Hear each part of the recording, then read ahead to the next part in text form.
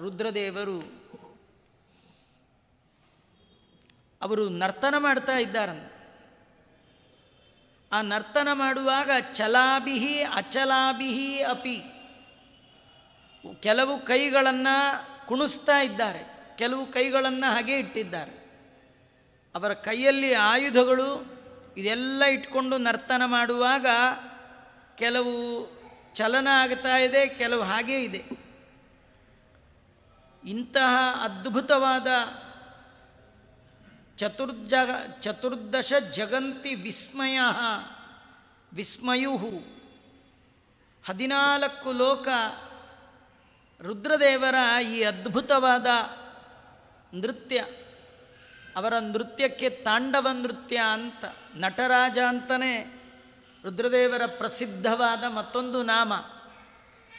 ಅವರ ಆ ಚಲನವಲನ, ಕೈಗಳಲ್ಲಿ ಆಯುಧವನ್ನು ಹಿಡಿದು ವಿಚಿತ್ರವಾದಂತಹ ಆಯುಧಗಳನ್ನೆಲ್ಲ ಹಿಡಿದು ಢಮರನ್ನು ಹಿಡಿದು ನರ್ತನ ಮಾಡುವಾಗ ಕೆಲವು ಸಂಚಲನ ಮಾಡುತ್ತೆ, ಕೆಲವು ಹಾಗೇ ಇದೆ. ಚಲಾಭಿಹಿ ಅಚಲಾಭಿಹಿ ಅಪ್ಯಗಣಿತ, ಎಣಿಸ್ಲಿಕ್ಕೆ ಸಾಧ್ಯ ಇಲ್ಲ. ಅನೇಕ ರೀತಿಯ ನರ್ತನಗಳನ್ನು ತೋರಿಸ್ತಾ ಇದ್ದರೆ 14 ಲೋಕ ನರ್ತನವನ್ನು ನೋಡ್ತಾ ಆಶ್ಚರ್ಯಪಡ್ತಾ ವಿಸ್ಮಯದಿಂದ, ಆಶ್ಚರ್ಯದಿಂದ ಜಯ ಜಯೇತಿ, ಜಯವಾಗಲಿ ಜಯವಾಗಲಿ, ಉತ್ಕೃಷ್ಟರಾಗಿದ್ದಾರೆ, ವೈಷ್ಣವೋತ್ತಮರಾಗಿದ್ದಾರೆ ಅಂತ ದೇವತೆಗಳು ಅವರನ್ನು ಕೊಂಡಾಡ್ತಾ ಇದ್ದಾರಂತೆ.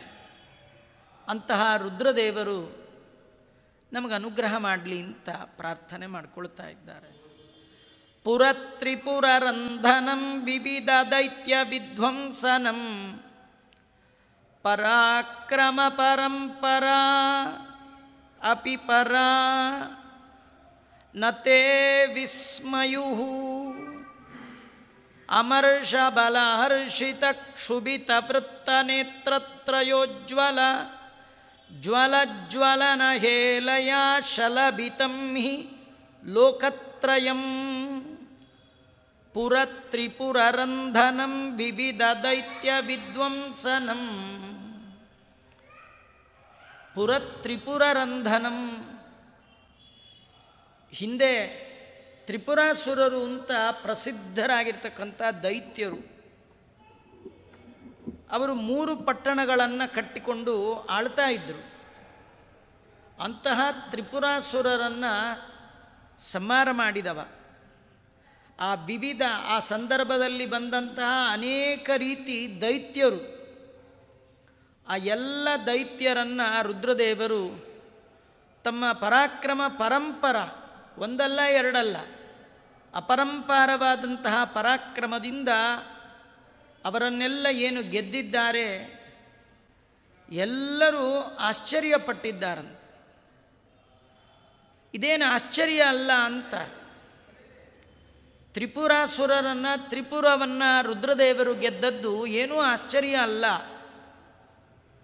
ಯಾಕಲ್ಲ ಅಂದರೆ ಅವರ ನೆತ್ತಿಯ ಕಣ್ಣಿದೆಯಲ್ಲ, ಮುಕ್ಕಣ್ಣು, ರುದ್ರದೇವರನ್ನು ಮುಕ್ಕಣ್ಣ ಅಂತ ಕರೀತಾರೆ.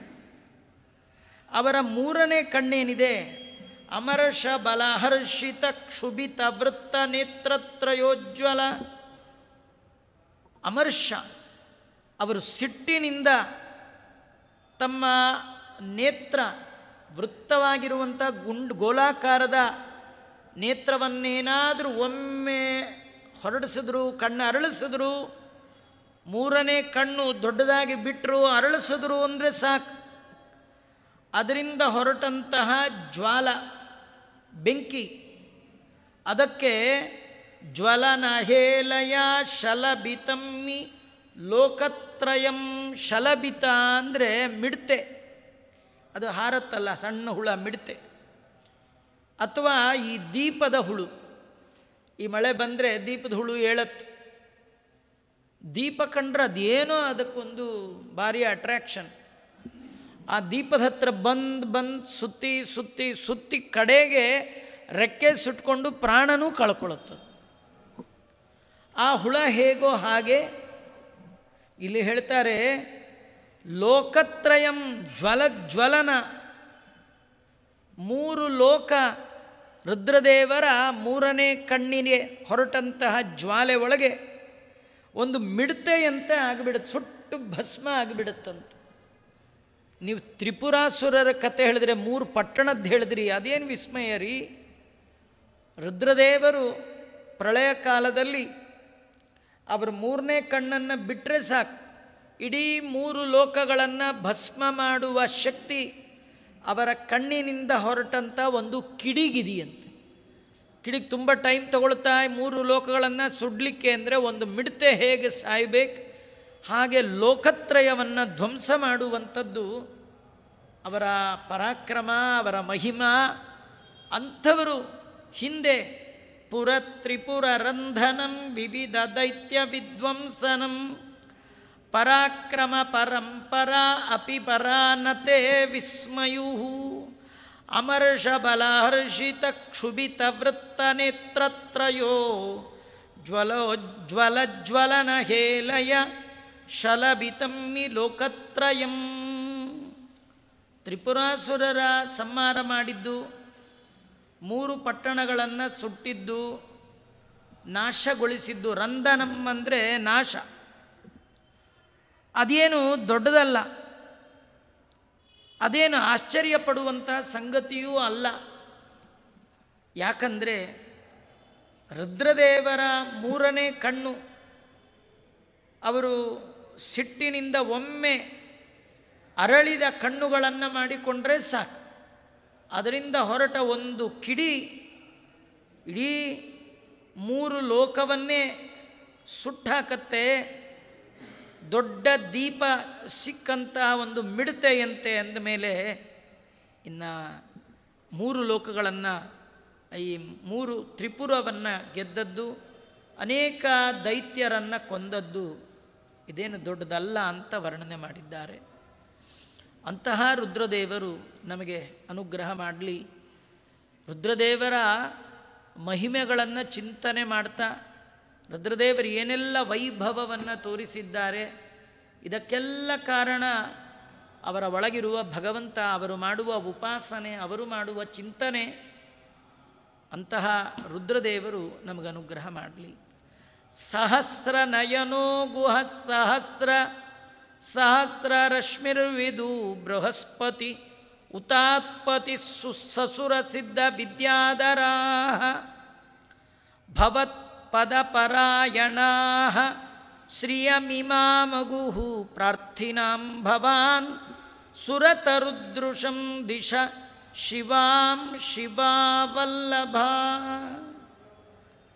ಸಹಸ್ರನಯನ, ಎಲ್ಲ ದೇವತೆಗಳು ಕೂಡ ನಿನ್ನ ಪಾದಾಕ್ರಾಂತರಾಗಿದ್ದಾರೆ.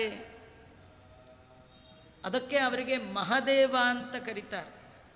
ಏನೆಂದರೆ ದೇವತೆಗಳ ಮಧ್ಯದಲ್ಲಿ ಮಹತ್ವವನ್ನು ಪಡೆದವರು ರುದ್ರದೇವರು, ಸಾಮಾನ್ಯರಲ್ಲ.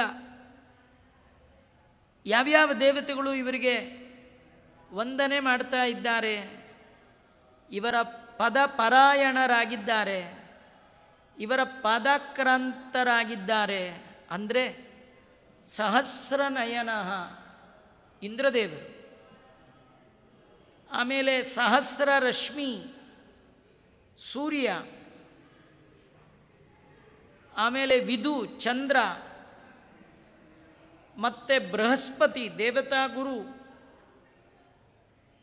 ಅಪ್ಪತಿ, ಅಪ್ಪಂದರೆ ನೀರು, ಅದಕ್ಕೆ ಒಡೆಯನಾಗಿರ್ತಕ್ಕಂತಹ ವರುಣ, ಆಮೇಲೆ ಸಸುರ ಸಿದ್ಧ ವಿದ್ಯಾಧರಾ, ಎಲ್ಲ ದೇವತೆಗಳು ಸಿದ್ಧರು ವಿದ್ಯಾಧರರು ಎಲ್ಲರೂ ಕೂಡ ಭವತ್ಪದ ಪರಾಯಣ, ನಿಮ್ಮ ಪಾದಾಕ್ರಾಂತರಾಗಿದ್ದಾರೆ.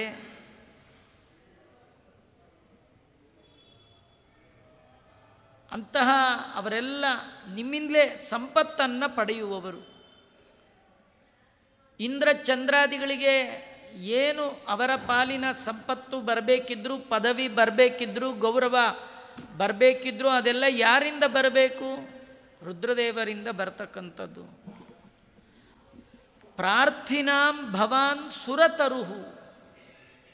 ಯಾರು ನಿಮ್ಮಲ್ಲಿ ಶರಣು ಬಂದು ಪ್ರಾರ್ಥನೆ ಮಾಡ್ತಾ ಇದ್ದಾರೆ ಅವರಿಗೆ ನೀವು ಸುರತರುಹು. ಸುರತರು ಅಂದರೆ ಕಲ್ಪವೃಕ್ಷ.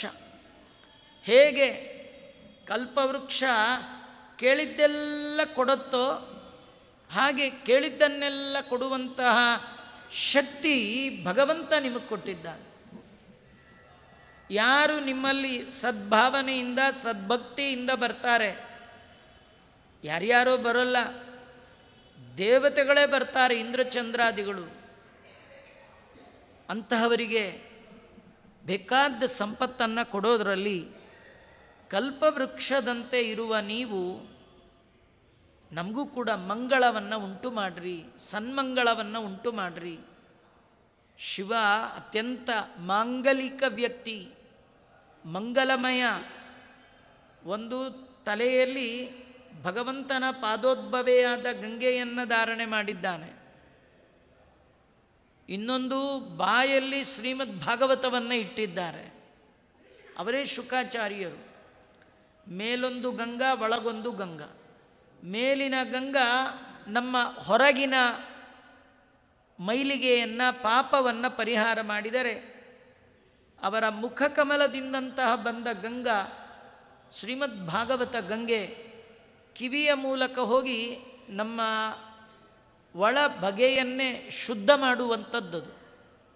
ಯಾಕೆಂದರೆ ದಾಸರು ಹೇಳ್ತಾರೆ, ಮುನಿವೇಷವನು ತಾಳಿ ನೃಪಗೆ ವರ ವಿಷ್ಣುವಿನ ಕತೆ ಅರುಹಿ ಸದ್ಗತಿ ಮಾಡಿ ಸಲಹಿದೆ ಕೊನೆಗೆ ಕರುಣಿಗಳೊಳು ಎಣೆ ಯಾರೋ ನಿನಗೆ. ನಂಜುಂಡ ನಮ್ಮ ಗುರು ನಂಜುಂಡ ಅಂತ ಕರೀತಾ ಇದ್ದಾರೆ.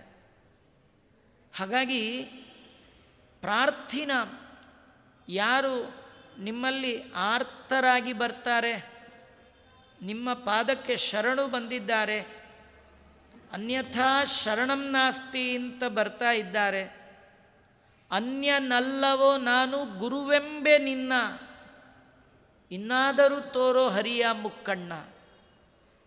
ನಾವೆಲ್ಲ ಆಚಾರ್ಯರ ಸತ್ಸಿದ್ಧಾಂತದಲ್ಲಿ ಬಂದ ನಾವು ರುದ್ರದೇವರನ್ನು ಗುರುಗಳು ಅಂತ ತಿಳ್ಕೊಂಡಿದ್ದೇವೆ.